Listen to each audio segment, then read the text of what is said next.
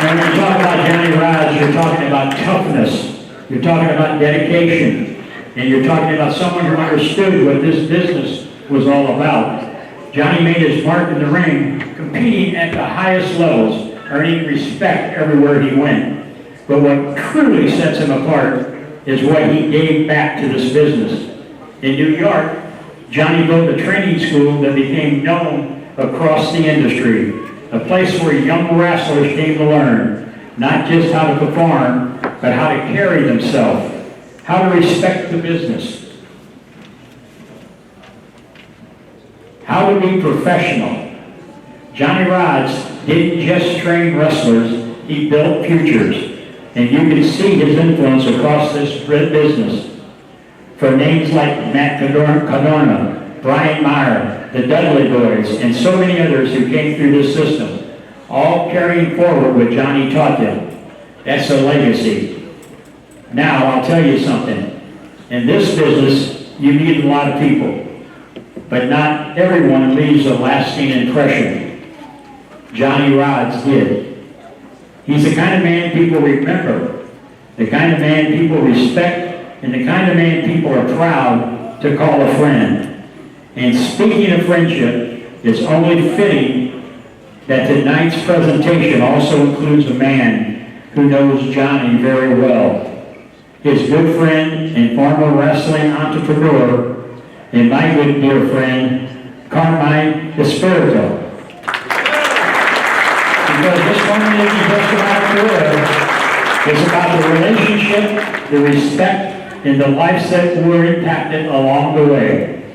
So tonight, we recognize just not a wrestler, but a teacher, a leader, and a man who helped shape this business for generations to come.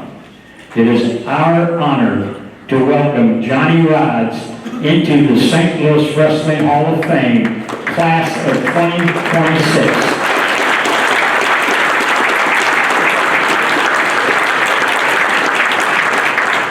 First off, ladies and gentlemen, I want to say how much of a sincere pleasure and honor it is to be standing in an SICW ring, being promoted by the longest running professional wrestling promoter in the country for 53 years. Mr. Herb Simmons has held that title.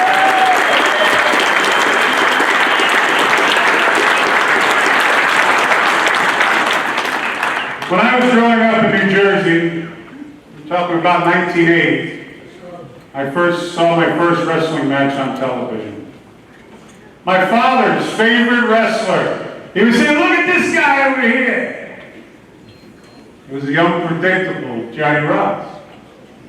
It wasn't because he won every match.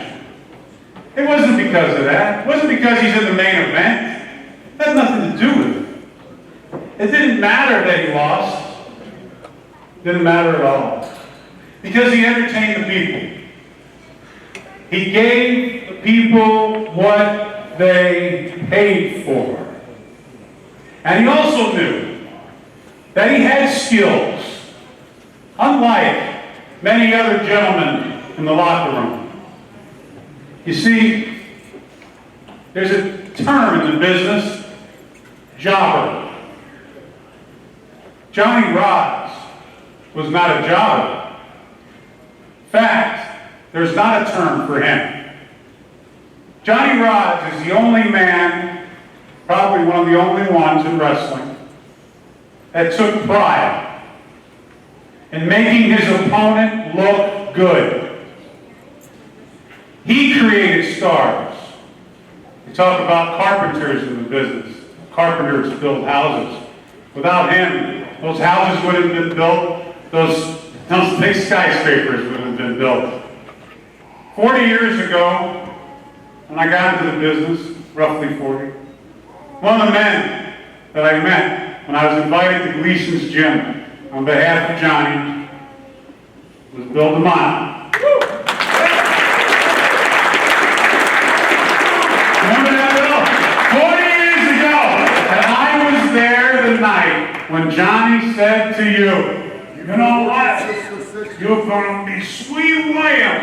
You're going to get your pink tights, DeSpirito William now.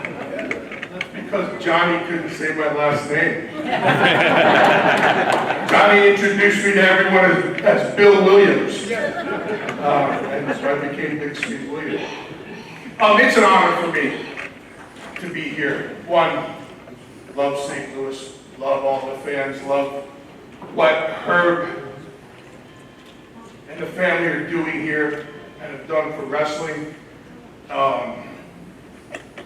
I met Johnny 38 years ago. First thing Johnny ever said to me was, "You can watch, but this isn't for you." I took that as a slide on who I was at 6'2", 350. Had a little bit of an attitude being a bigger guy, and I just got told I couldn't do this, but I could watch it. Little did I know, Johnny started coaching me from day one. Challenging me, taught me the business, put me in that damn front face lock for an hour and I couldn't get out of it. Wasn't allowed to touch the ropes for the first 6 months until I understood respect, until I understood the business. Johnny taught us the business. And I've said everywhere I've gone, my job is to make other people look good. That's in tribute to my coach. I'm blessed. Tonight means a lot to me to be here for this. I'm proud of you. I'm honored for you. Ladies and gentlemen, I like to refer to him as the King of New York. Weighing in at 230 pounds, from Brooklyn, New York, the unpredictable Johnny Rodz.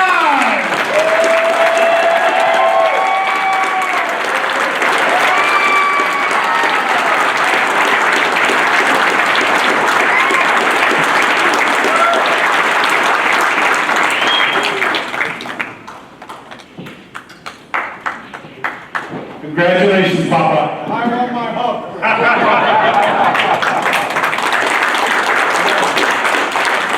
Congratulations, as I call you, Papa.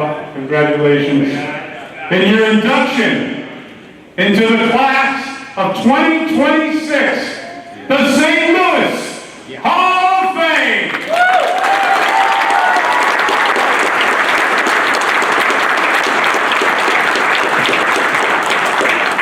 Folks, first I'm going to say lots of blessings to every one of you fans that are here tonight. Give yourself a big hand for being here with us tonight. With Simmons, Demott and Carmine DeSpirito, and my good buddy over there in the corner. And everybody else, God bless you, okay? Now, I'm going to tell you how I got into the wrestling business. I come from the hills of Puerto Rico, way up in the hills in the west side of Puerto Rico. I wasn't born in the hospital. I wasn't born in nowhere near where you get water. You have to go in the woods. I'm not ashamed to say that. I'm a hero from the mountain, okay, where my father owns. But at 11 and a half years old, my young brothers here to New York, and all I did was wait till I get to school. I didn't get to go to school until I was 12 years old. And they put me in the 4th grade without knowing the alphabets, without knowing the timetables, without knowing nothing. I just sat in the class and look at the blackboard and say, what's going on? That's how I came to New York. But then I started growing up, da-da-dee, da-da-da. Finally, we started watching TV when we finally got a TV in the house. And guess what? My mother, all she wanted to do was watch boxing and wrestling. That's my mom. That's all she did. And she sat in the middle of the floor on a chair. You sit next to her, you're going to get knocked out. Because her favorite two guys, it was Antonino Rata and Miguel Perez. They were the hardest thing in Madison Square Garden that time. I mean, they were hot. and they were against the Graham brothers. Eddie Brown, Jerry Brown, and beautiful Bobby Davis. And they got a strut with the sequin, got into the ring. My mother wanted to kill him, and so as every other fan wanted to kill him, okay? I mean, I used to go shine shoes to make a couple of dollars so we could get ringside for me and my mother, and I had to be 14 years old because they will not let you to the gun unless you're 14 years old, okay? Those are those days.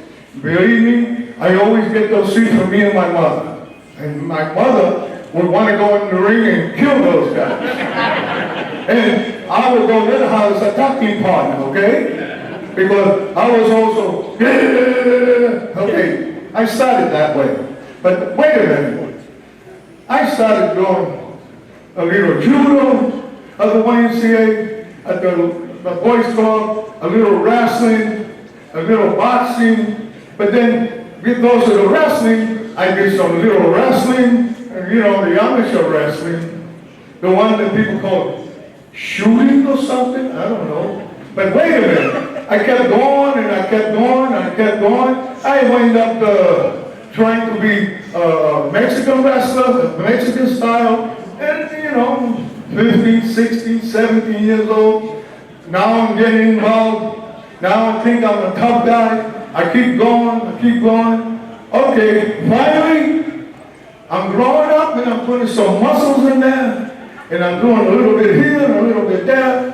Then I finally decided I'm big enough. Let me go down to 42nd Street and 8th Avenue and lock in the door of the Arnold Stolen, who works for WWE, which is not WE in those days. They were Titan Sport, Capital Wrestling Corporation, and every other name until they finally got to WWF and WWF, and they changed it around here and there. And I finally knocked in those doors 1 time, 2 times, 3 times. I was going to say, give me your phone, blah, blah, blah. I finally got when they called me, and I got my first shot. I got my second shot. I got my third shot. The 4th shot was in Madison Square Garden, 1963, that I went there when Bruno Sammartino took the belt away from Buddy Rodz. I was there that night. And believe me, I tried, I sat on the step, I couldn't look at the ring because that's the old garden, not the new garden. And I'm looking inside like that, and I'm watching, I'm saying, all I saw was Bruno go up and down like that after 5 or 6 minutes. I said, boy, that was a short grip. I don't even know what's going on. Well, he got the belt, and I don't know, some people know that how that happened, but that's my, and then on that night, they told me, come on in, you're gonna do a substitute. And the substitute was a guy, boy, as tall as you, Carmine, and then, but 300-pound friend and Bruno Sammartino, who was a state trooper, and he was getting that night in a little shot, and they say, yeah, work with him. Okay, but they put me over. I won that match that night. Yeah, I won that match. I won out of there. I got my record. I went back to my neighborhood, and I'm walking on the street like this. And guess what? My ears were touching one side of the street. That's how my head was. That was my first fight in my Madison Square Garden on 68th Street and 8th Avenue. Not the new one on 34th Street. That's the old one. Remember I told you Demott and Carmine DeSpirito? That was the old guy. Because you were arguing with me telling me, oh Johnny, don't give me that. I was there. It wasn't you wasn't there. You know, folks, Demott and DeSpirito, I'm going to tell you a little bit about him, and I'll get back to it more. I hope I'm not boring nobody here. Okay? You want to hear about wrestling, right? Yeah, damn it. So wait a minute. This guy over here, Demott and DeSpirito, I don't know if you know about this guy. This guy, they have all kinds of wrestling magazines, okay? Tons of it. They believe me, they were all over the place. You want to know about wrestling, you got to buy a magazine. And I was doing that a lot of times. there was a magazine that came out, it was a nice looking magazine, but it wasn't really getting, nothing from the real McCoy. Somehow, this little guy over here got involved, okay? And he started, then he wants to get involved with the wrestling too, whether he wants to come around. I used to do shows at the world famous Gleason's Gym Arena, because I used to do there. And he wanted to be involved, like come around, nosy guy, he wants to stick his fingers in. And I said to myself, what am I going to do with this guy? So, you know what I did? Hey, you know what I did? I gave him a chance to be like so-called manager. And he says, oh yeah, no problem, I'll take it. Okay, now he's in it. So I don't mind my business, I walk away, like I figure I could trust him. Before I know, he's got the mic, he's inside the ring, and he's running the show. So I said, well, wait a minute. This is my show, not your show.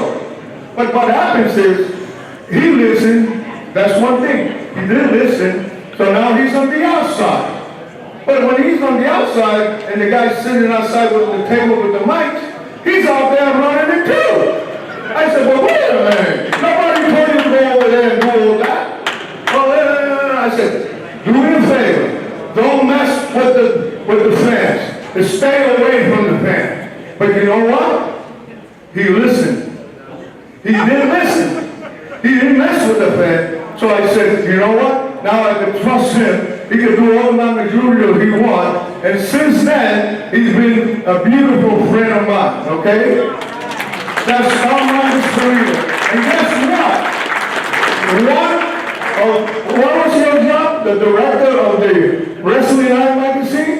Yeah, the editor of Wrestling Eye magazine. That's what this guy became. And a good one. And a very short magazine. I mean, one of the ones I know. And believe me, and if I can't tell you the truth about pro wrestling, hey, that's it. Carmine DeSpirito, ladies and gentlemen. Now, I want to tell you something. Simmons, sir, let me tell you one thing. I've been listening about you for quite a few years. I was listening to Angelo Savoldi about St. Louis and the promoters that you, yes, I kept listening to stories and stories when we traveled with those guys, because I traveled with them for many years, and that's all I heard about St. Louis. And then I said, gee, I've been halfway around the world, and I've never been to St. Louis. But, well, I don't know. I have to say, the good Lord is good. So all of a sudden, I get a call from this gentleman, and they say, Johnny, somehow, some way, you're coming down to St. Louis to get this beautiful plaque. And then I said, wow, boy, good degree, right? Well, you have a dream, keep dreaming, because look, I got it.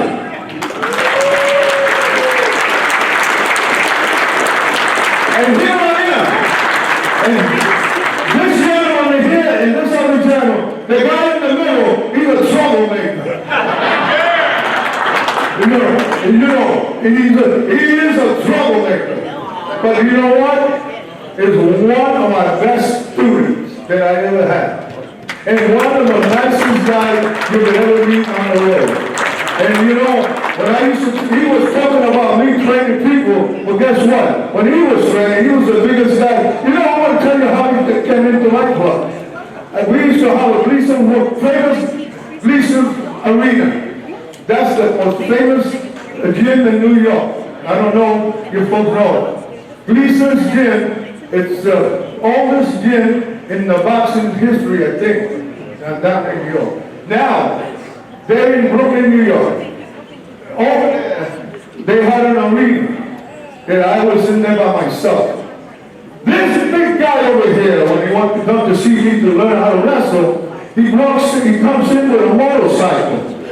And he got in, we got the big dog.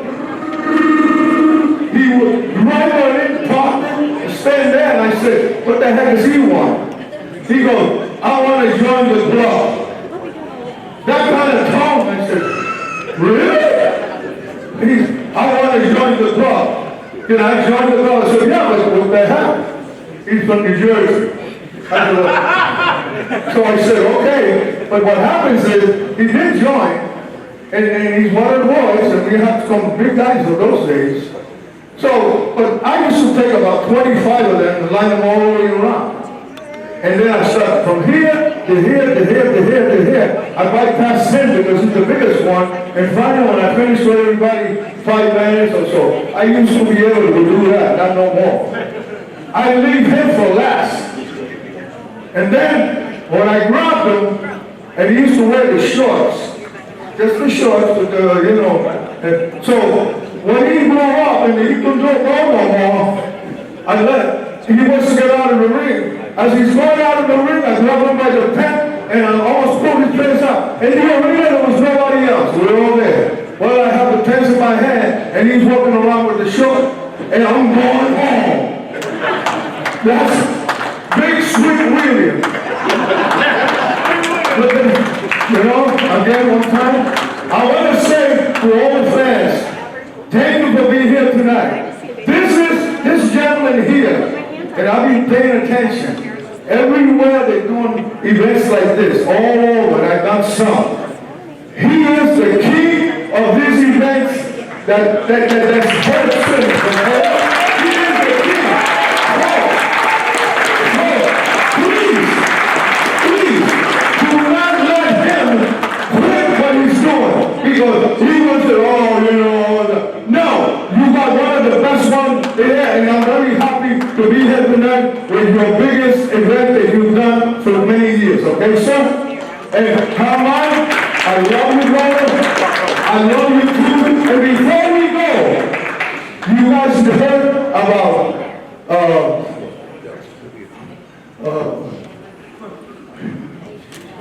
he's in the hospital in Abbey, okay. Abdul the Butcher, I have quite a few wars with him, okay? Not only New York, but a couple other places. That gentleman right now is in bed in the hospital in Florida. I would like to say, can we give at least please Ben under the belt? That'll be please a little silent for a prayer because I want him to get better, please. 1, 2, 3. That is for him to hear what he's laying in bed in Florida. And ladies and gentlemen, I want to thank everybody. Thank you very much for being here tonight. And remember, this is not the only one. When this man says we have one, come back and let's help him have the biggest events here forever, okay? Gracias, señor.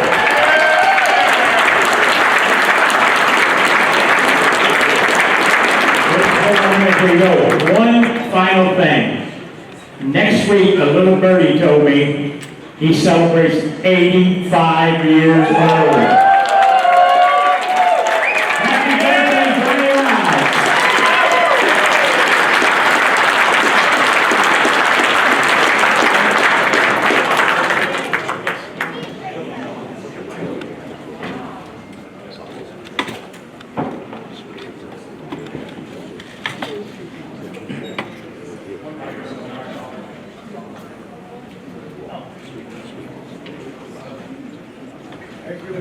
One more time for Johnny Rodz. And happy birthday. Thank you.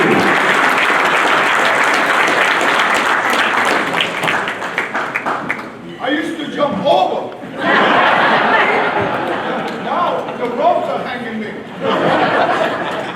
No, they're a bunch of shooters. What a great guy. On tonight, this is another one that's really personal to me. We're here to honor a great wrestler, but I'm standing here thinking about a great friend. That great friend is Spike Huber.